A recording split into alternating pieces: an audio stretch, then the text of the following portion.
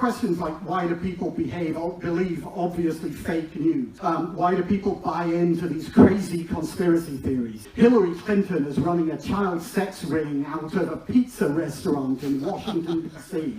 Because if I was a high-placed politician and I wanted to run a secret child sex ring, I'd do it at a pizza restaurant. People believe this. Some guy went to the pizza restaurant and started firing his gun in the air because he thought he was going to liberate the child sex slave. Why do people vote against their economic self-interest? Why, when it's clear to all of us that poor urban and rural Americans would be so much better off in a democratic country, do they vote for Donald Trump? Why do people do so? All this strangely, and I want to answer those questions. And the answer is because our brains are pretty weird, okay? That's a technical thing. From cognitive science. We think with our hearts before we think with our heads.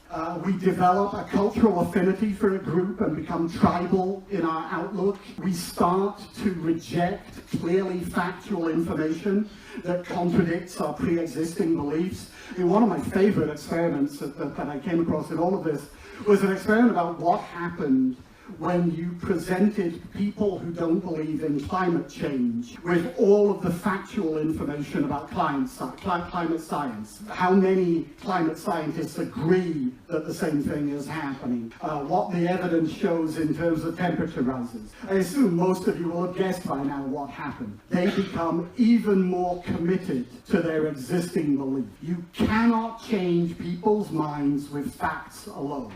That is simply not how our brains accept and process information. And I used to give a speech in which I said, public relations people are Democrats and advertising people are Republicans. I don't mean that literally. What I mean is that public relations people, particularly in the issues management environment, seem to have this completely unfounded confidence that if they just make rational arguments, if they just show people the facts, if they just tell people reality, then people will change their minds. Advertising people understand that that's not how the world works. Advertising people understands that you have to start by telling a story. You have to start with a narrative.